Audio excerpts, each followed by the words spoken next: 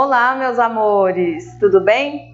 Hoje, eu, a professora Núbia, vamos começar a rever alguns conteúdos que foram passados no início do primeiro bimestre e daremos continuidade durante nossas videoaulas.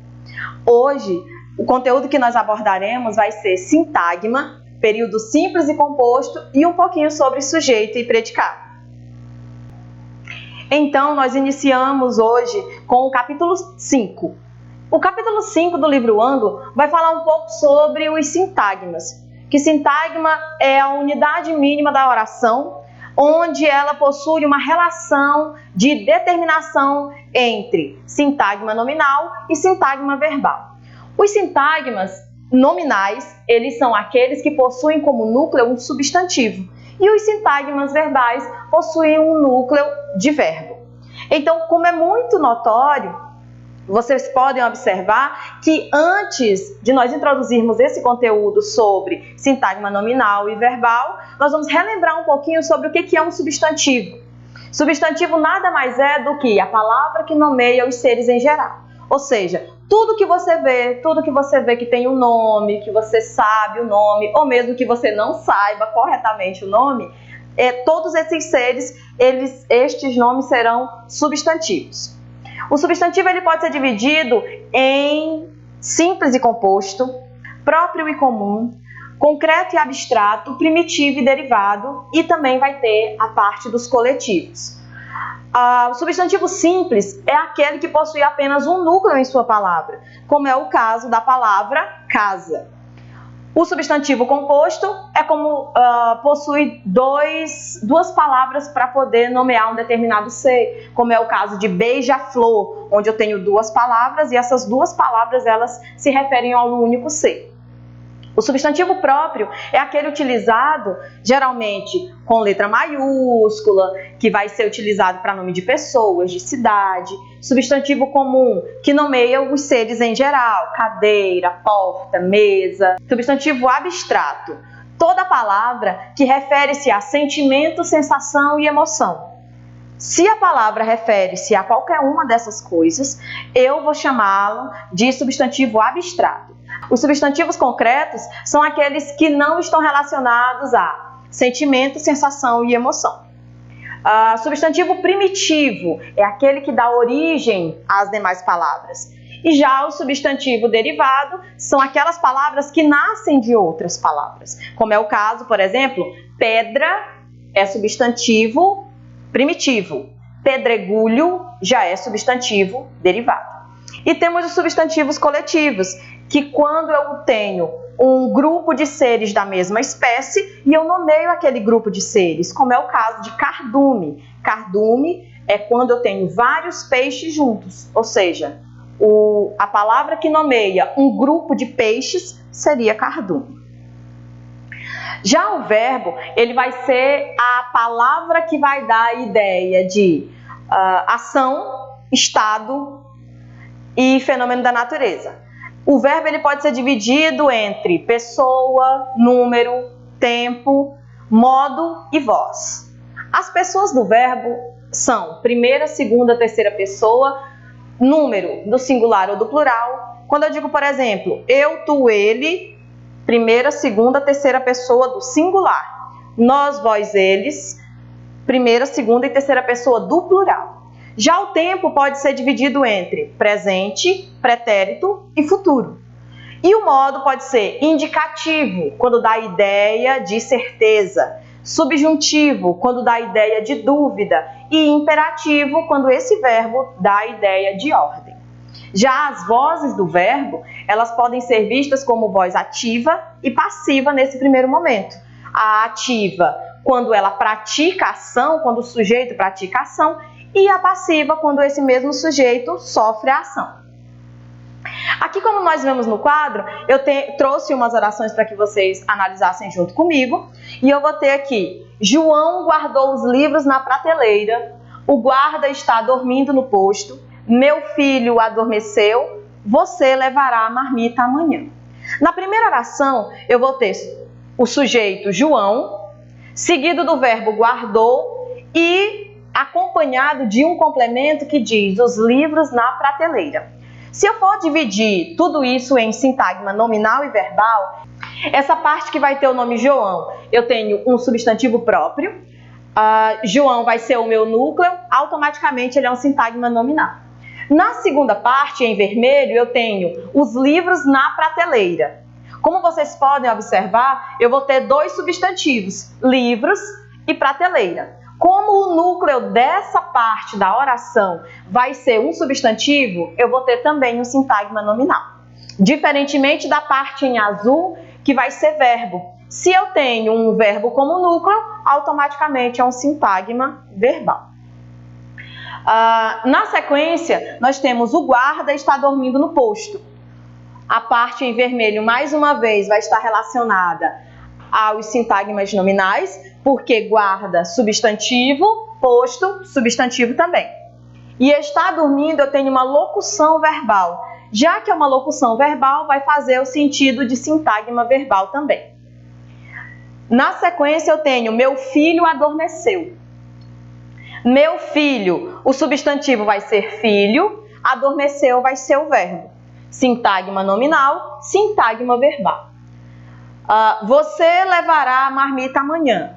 Você vai funcionar não como substantivo aqui, ele vai funcionar como forma de tratamento, mas como dentro dos pronomes eu posso utilizar esse tipo de palavra, esse pronome de tratamento você vai substituir como se fosse um substantivo. Então, você vai ser o meu núcleo, vai ser um sintagma nominal, e a marmita amanhã, sintagma nominal também. Até porque marmita é substantivo. E levará é verbo, sintagma verbal. Voltando aqui para o conteúdo dado anteriormente, nós vamos ter os períodos. Período simples e período composto. Relembrando aqui para vocês, período vai ser a frase que é constituída de uma ou mais orações. Quando eu tenho uma única frase, período simples. Quando eu tenho duas ou mais frases, período composto. Como que eu vou saber a quantidade de frases que eu tenho num determinado período?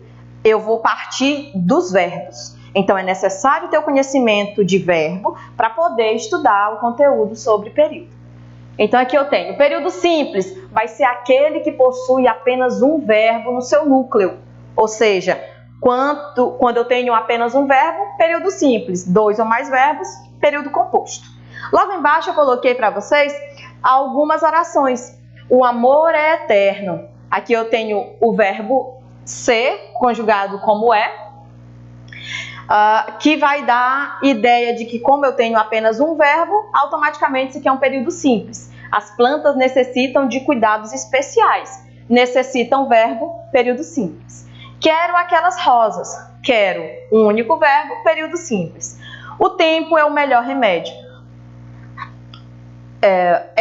Período simples. Já o período composto, ele precisa de dois ou mais verbos, como eu já havia falado. Aqui eu vou ter, quando você partiu, minha vida ficou sem alegrias. Quero aquelas flores para presentear minha mãe. Quero presentear. Vou gritar para todos ouvirem que estou sabendo o que acontece ao anoitecer. Como vocês podem observar, esse período, como ele é bem mais longo, ele vai ter muito mais que dois verbos. Vou gritar, uma locução verbal. Ouvirem, estou sabendo, outra locução verbal. Acontece e anoitecer, ou seja, eu vou ter 1, 2, 3, 4, 5 verbos. Então, com isso, eu também consigo perceber que o período composto, independentemente de 2 ou 3 verbos que aparecem no período, ele ainda vai se manter composto. Na última oração eu tenho cheguei, jantei e fui dormir.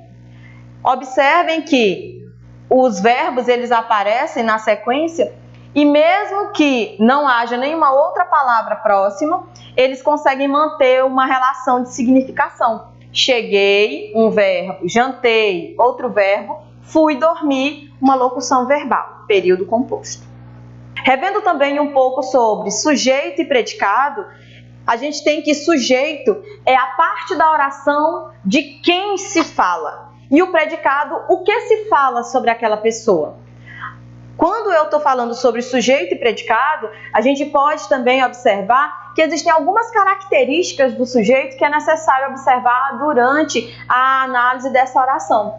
Por exemplo, você tem que perceber a concordância que há entre pessoa e número. Por exemplo, eu não posso dizer os meninos, eu vou ter que dizer os meninos. Ou seja, se o substantivo está no plural, automaticamente o meu artigo também vai ter que estar no plural. Em relação à posição, algumas vezes o sujeito vem antes do verbo, mas ele também pode vir depois do verbo. Apesar de que quando você faz as perguntinhas, que a gente vai já conversar sobre isso, quando você faz as perguntinhas para o verbo, ele te responde automaticamente quem é o sujeito. Também existe a possibilidade de troca, chamada de permutação. Você pode fazer a troca por um pronome pessoal, como por exemplo. Eu trouxe para vocês duas orações. Os estudantes organizaram a homenagem. O que eu consigo perceber? Eu tenho aqui o sujeito, que eu estou dizendo que são os estudantes, e o predicado, que eu estou dizendo que organizaram a homenagem. Já na segunda oração, eu tenho o discurso, que é o sujeito, e o predicado, que foi modificado. Quando eu faço essa divisãozinha, eu consigo descobrir quem é o meu sujeito a partir de pequenas perguntas. Quando eu pergunto para o verbo de quem eu estou falando relacionado àquele verbo, quando ele me dá a resposta, automaticamente ele já me diz quem é o sujeito. Como eu posso observar aqui, os estudantes organizaram a homenagem. Quem organizaram a homenagem? Os estudantes. Ele já me dá a resposta de quem seria o meu sujeito. Da mesma forma, o discurso foi modificado. Eu tenho quem foi modificado? O discurso. Então, com essas pequenas perguntinhas, você consegue descobrir quem é o sujeito. Tá bem? Então, quando falamos de sujeito, automaticamente também nós falamos sobre esse núcleo. Quem é a palavra mais importante dentro desse sujeito? Porque às vezes o sujeito, ele tem várias palavrinhas que vêm junto, não só substantivos. Eu tenho artigos, eu tenho pronomes que vêm junto com eles.